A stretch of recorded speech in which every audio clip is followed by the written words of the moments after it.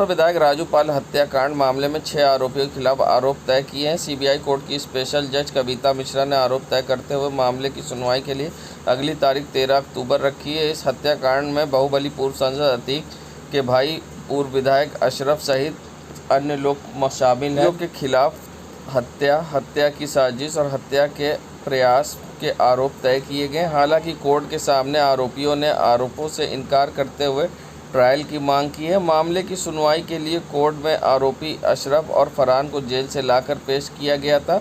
वहीं जमानत पर चल रहे रंजीत पाल, आबिद, इसरार अहमद और जुनैद व्यक्तिगत रूप से कोर्ट में शामिल हुए थे। वहीं अब इस पूरे मामले पर सीबीआई ने 6 आरोपियों के खिलाफ आरोप तय कर दिया है, अब जिस पर सुनवाई 13 अक्टूबर को फिर से होगी। बताते चलें, सीबीआई कोर्ट की स्पेशल जज कविता मिश्रा ने इस पर सुनवाई करते हुए आरोप तय किए। संगम नगरी प्रयागराज, वैसे तो वरिष्ठ जनों का सम्मान हर दिन हर पल हमारे मन में होना चाहिए, लेकिन प्रति मन में छुपे इस सम्मान को व्यक्त करने के लिए बुजुर्गों के प्रति चिंतन की आवश्यकता के लिए औपचारिक तौर पर भी एक दिन निश्चित किया गया है। अतः इस वर्ष को 1 अक्टूबर के दिन अंतर्राष्ट्रीय बुजुर्ग दिवस या अंतर्राष्ट्रीय वृद्ध जन दिवस के रूप में मनाया जाता है। अंतर्राष्ट्रीय वृद्ध जन दिवस मनाने की शुरुआत सन 1990 में की गई। विश्व में बुजुर्गों के प्रति होने वाले दुर्व्यवहार और अन्याय को रोकने के लोगों को जागरूक फैलाने के लिए भी इस दिन का निर्णय लिया गया था। 14 दिसंबर 1990 को ये निर्णय लिया गया था।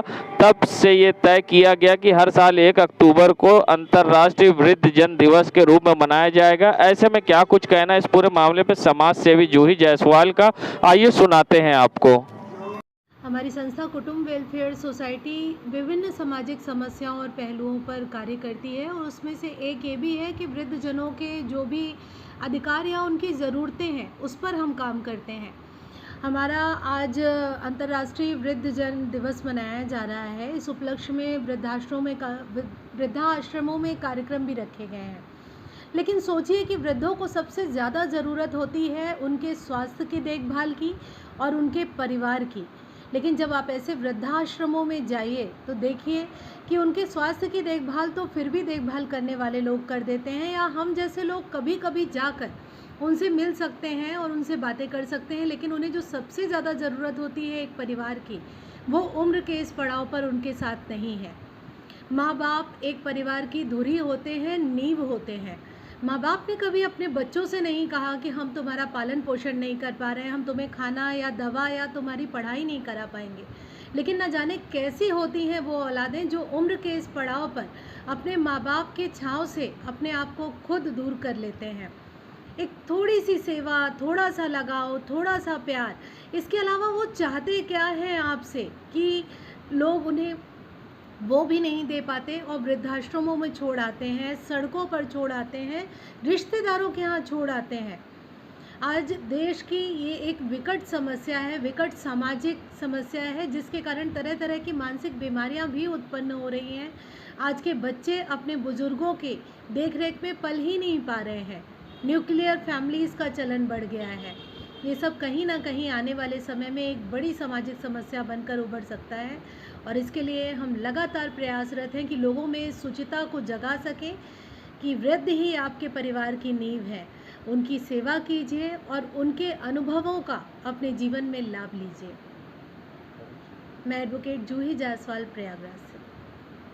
संगम नगरी प्रयागराज में अयोध्या प्रसाद उर्फ पप्पू ने सिविल लाइन्स बस अड्डे के सामने मारपीट का आरोप लगाते हुए सिविल लाइन थाने में तहरीर दी है। थाना सिविल लाइन में दी गई तहरीर में बताया है कि पीड़ित अयोध्या प्रसाद उर्फ पप्पू बहुत ही गरीब व्यक्ति है, साथ ही टैक्सी चलाकर अपने परिवार का भरण पोषण करता है।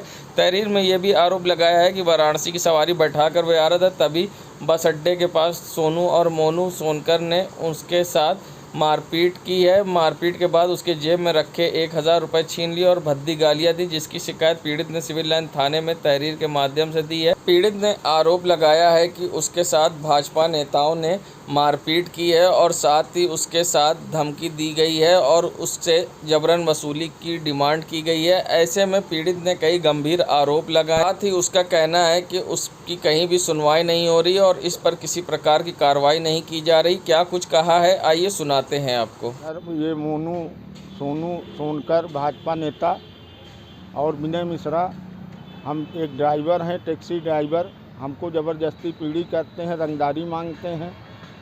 उसके बाद ये लोग के खिलाफ़ बहुत एप्लीकेशन पड़ी रहती है और हर समय हरदम देते हैं कि ST लिखा देंगे, हम भाजपा के नेता हैं।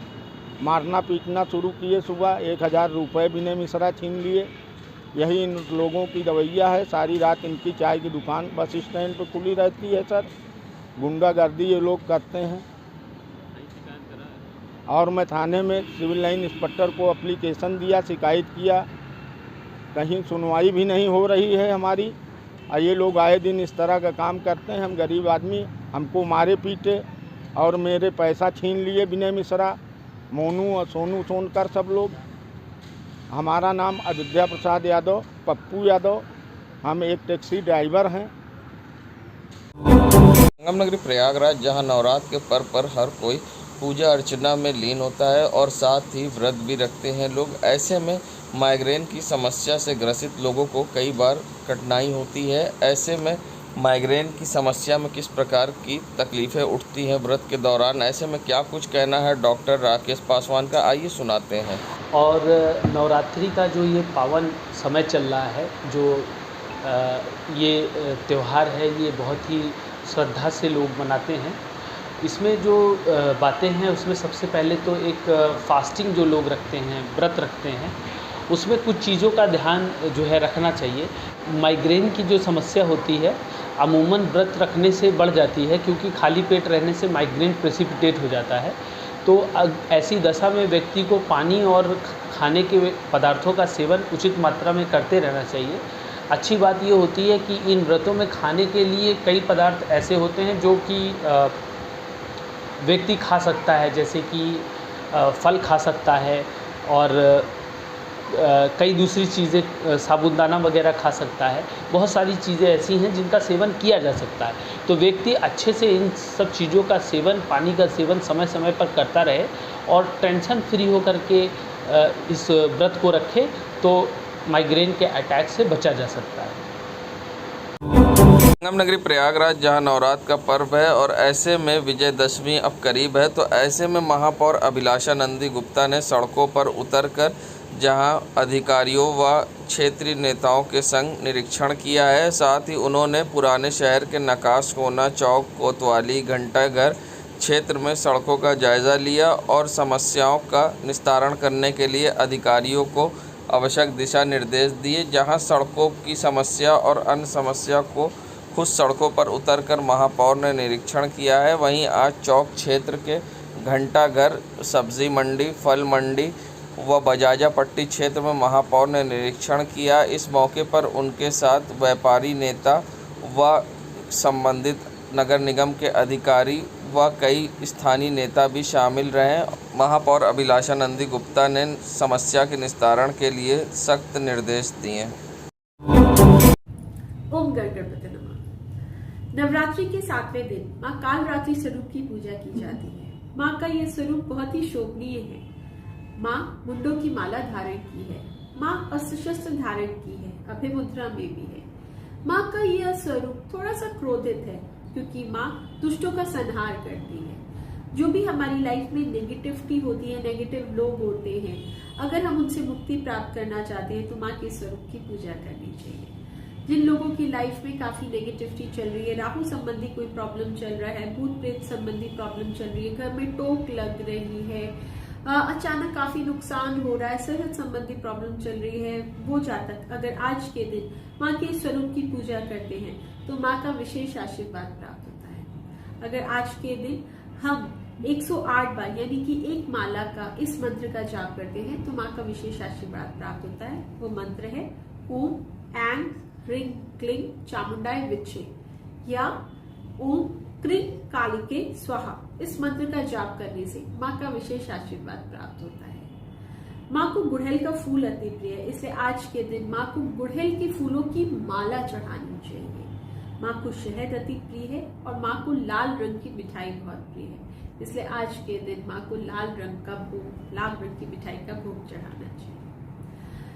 माँ के स्वरूप की पूजा करने से नेगेटिविटी दूर होती है, आप स्ट्रॉन्ग फील करने लगते हैं। समटाइम्स हमारे अंदर भी नेगेटिविटी चल रही होती है, हम बहुत सी चीज़ों को लेकर परेशान चल रहे होते हैं जिसको कि हम दूर नहीं कर पाते। ऐसे जातक अगर आज के दिन आधा घंटा मेडिटेशन करते हैं और माँ का ध्यान करते हुए, तो वो पॉजिटिव होते हैं और अपने अंदर की नेगेटिविटी को भी दूर करते हैं। यानी कि हम बाहर की नेगेटिविटी के साथ अपने अंदर की नेगेटिविटी को भी दूर करने के लिए माँ काल रात्रि की पूजा अवश्य करनी चाहिए। माँ काल रात्रि का आशीर्वाद आप सब पे बरसे।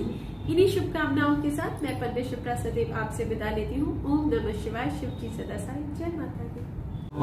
संगम नगरी प्रयागराज जहां मच्छरों का प्रकोप तेजी से बढ़ रहा है, ऐसे में डेंगू के मरीज मिल रहे हैं, तो अब नगर निगम व स्वास्थ्य विभाग ने कमर कस ली है। ऐसे में नगर निगम के द्वारा आज फॉगिंग कराई गई, जहां सिविल लाइन के मेले की शुरुआत से पहले फॉगिंग कराई गई, तो वहीं दूसरी तरफ रानी मंडी कल्याणी देवी क्षेत्र में भी नगर निगम के कर्मी सड़कों पर पोर्टेबल मशीन लेकर फॉगिंग करते दिखाई दिए, जिससे कि लोगों को मच्छरों से राहत मिल सके। जहां मच्छरों का प्रकोप इस कदर हावी है कि अब लोगों को परेशानी का सामना करना पड़ रहा है और डेंगू के मरीज बढ़ रहे हैं। ऐसे में अब शहर के करेली क्षेत्र में भी पोर्टेबल मशीन लेकर नगर निगम के कर्मी छिड़काव और फॉगिंग करते दिखाई दिए, जहां एंटी लार्वा व फॉगिंग मशीन के जरिए मच्छरों का प्रकोप कम करने के लिए जगह जगह अब नगर निगम के कर्मी फॉगिंग कर रहे हैं। और वहीं नगर निगम के द्वारा अभियान चलाकर पूरे शहर में आज कराई गई फॉगिंग।